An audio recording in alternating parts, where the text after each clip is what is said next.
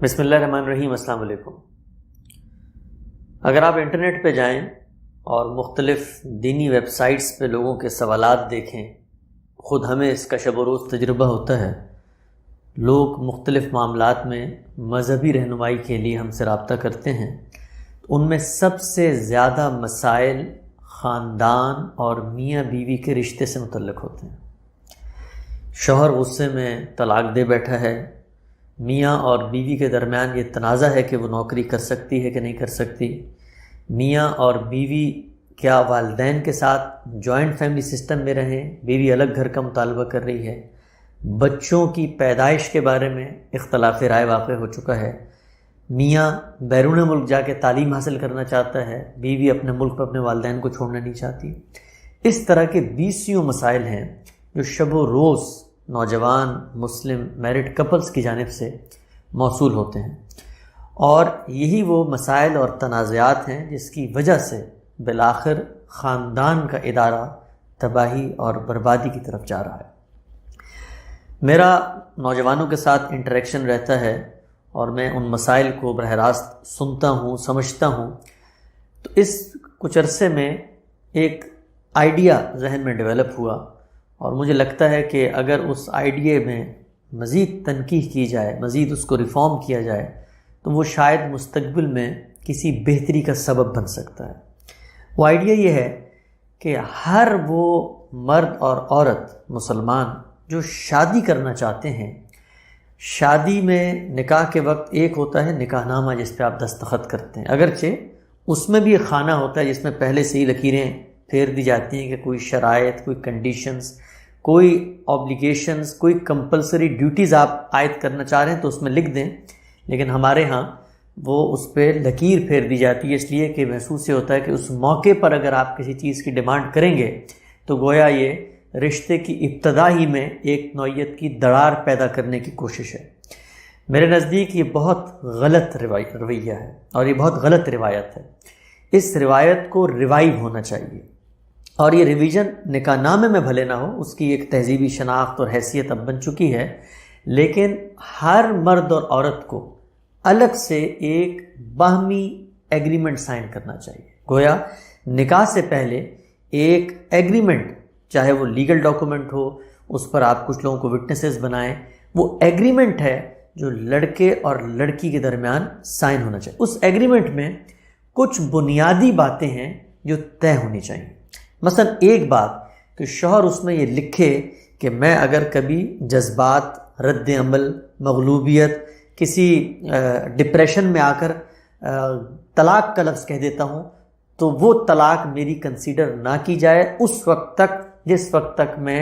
ہوش و حواس میں ایک آپ کے فیملی ممبر کو، ایک اپنے فیملی ممبر کو گواہ بنا کر لکھ کر طلاق نہ دوں۔ یعنی ہمارے ہاں آپ جانتے ہیں کہ طلاق گالی کے مترادف ہے۔ جب مرد کو غصہ آتا ہے تو وہ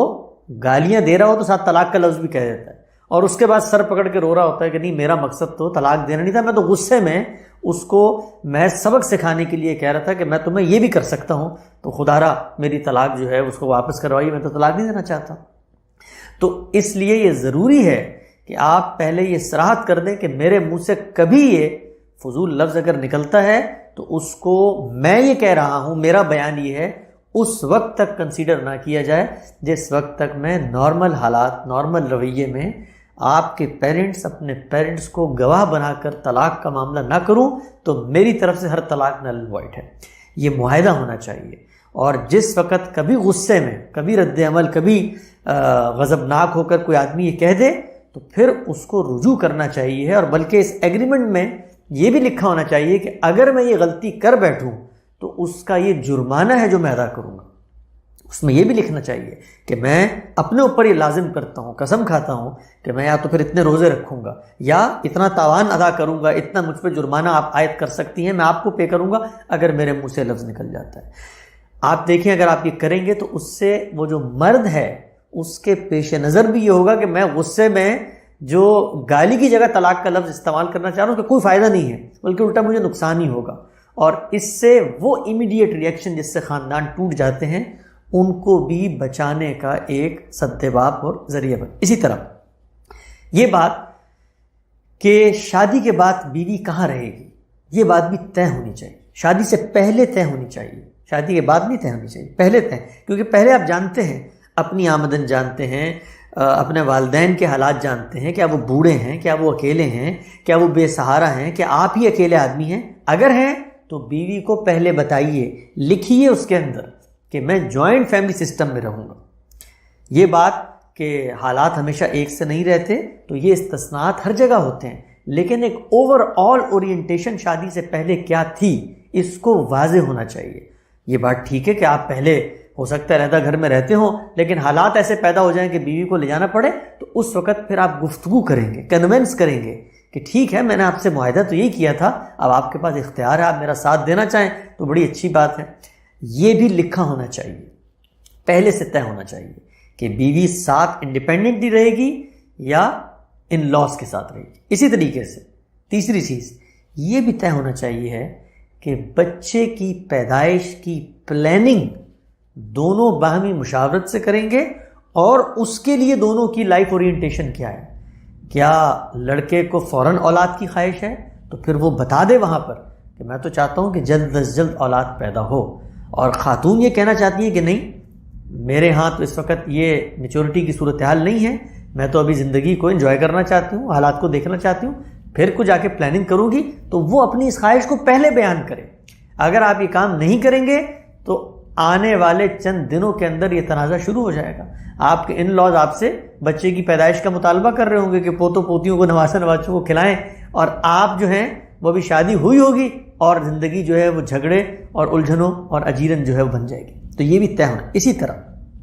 خاتون اور مرد یہ طے کریں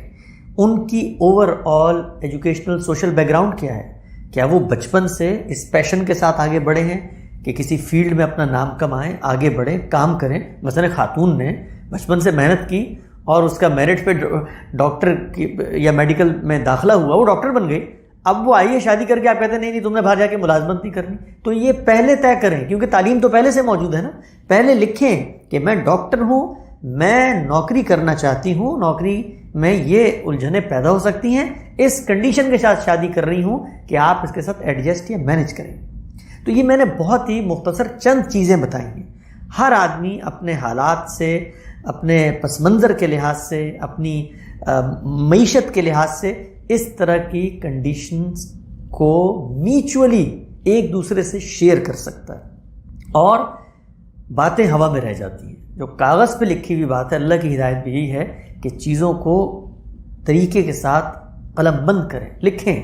کیونکہ جس موقع پہ کانفلکٹ پیدا ہوتا ہے، اس موقع پہ انڈرسٹینڈنگ، اس موقع پہ باہمی رعایت، وہ سب ہوا ہو جاتی ہے، اس موقع پہ کاغذ ہی بولتا ہے۔ تو خواتین کو میں بالخصوص یہ کہوں گا، کیونکہ مردوں کے پاس تو پھر یہ اختیار ہے، اس کو پھینکا تو وہاں چلے گئے، لیکن یہ اگر بچہ پیدا کر چکی ہے اور پھر کوئی کانفلکٹ ہو گیا تو یہ کہاں جائے گی؟ تو اس کے پاس یہ اختیار ہو کہ وہ اپنے شوہر کو توجہ دلائے کہ دیکھو ہم ان باتوں پر رضامند ہوئے تھے۔ اور طلاق کا معاملہ، اس کو تو نل اینڈ وائڈ قرار دے دینا چاہیے ہے مردوں کی جانب سے، کہ اس وقت تک طلاق ہماری جانب سے کنسیڈر نہ ہو، اگرچہ ہم روز بولتے رہیں اور ہم غصے میں اور نشے میں اور غلبے میں اور رد عمل میں اور کسی بھی ڈپریشن میں کہہ دیں کوئی طلاق نہیں ہوگی۔ طلاق اس وقت واقع ہوگی کہ جب میں آپ کے والد صاحب اور اپنے والد صاحب کو گواہ بنا کر یہ کہوں گا کہ میں طلاق دے رہا ہوں، تو پھر طلاق ہوگی۔ یہ بات ہم سب جانتے ہیں کہ خاندانی زندگی ایک دوسرے کی رفاقت، محبت، الفت، تحاد و تحابب کے رشتے، اعتماد، سہارا دینے سے بنتا ہے۔ یہ بات بھی طے ہے کہ زندگی میں اونچ نیچ، نرم گرم حالات آتے رہتے ہیں، اور یہ شادی یا نکاح کوئی کاروباری معاہدہ نہیں ہے کہ جس کے آپ پروز اینڈ کونز اور نیٹی گریٹیز اور ایک انچی پنچی طے کر لیں، لیکن وہ بنیادی سوالات جنہوں نے اگلے دن کھڑے ہو جانا ہے، ان کے بارے میں آپ کو کلیئرٹی ہونی چاہیے۔ میں یہ عرض کروں کہ اگر یہ کلیئرٹی ہوگی تو پھر وہ تنازعات جب پیدا ہوں گے تو آپ ان کو بھی اسی کی روشنی میں، اسی اسپرٹ کے اندر ریزالو کریں گے کہ ہم کانفلکٹ پیدا کرنے والے نہیں ہیں، کانفلکٹ ریزالو کرنے والے۔ تو میں یہ کہوں گا کہ ایک ایسا پروفارما، ایک ڈاکومنٹ بننا چاہیے ہے جو ہر مسلمان بچے اور بچی شادی کرنے سے پہلے سائن کریں اور اس پہ گواہ بنائیں اور کہیں کہ ہم ان معاملات میں اتفاق رائے کر کے یہ چیز طے کر رہے ہیں، ان میں کبھی اختلاف ہوا تو انہی بڑوں کو ہم بٹھائیں گے اور دوبارہ سے اس ڈاکومنٹ کو ریوائز کر لیں گے. مثلا اگر حالات خراب ہو گئے ہیں بچے کے، والدین کے گھر ہی شفٹ ہونا ہے، تو بیگم سے ریکویسٹ کریں، بات کریں، دھونس نہ جمائے، دھمکی نہ دے طلاق کی، اور کہے کہ یہ میں نے ان حالات میں کیا تھا، آ جاؤ. پھر والدین کے ساتھ بیٹھ جاتے ہیں، اگر آپ کہتی ہیں تو اس کو ریوائز کر لیتے ہیں، ورنہ میرے پاس یہی چوائس ہے. تو یہ وہ چیز ہے کہ جس سے مجھے لگتا ہے کہ بڑے کانفلکٹس کو کم کیا جا سکتا ہے. اقول قولی ھذا واستغفر اللہ لی ولکم ولسائر المسلمین.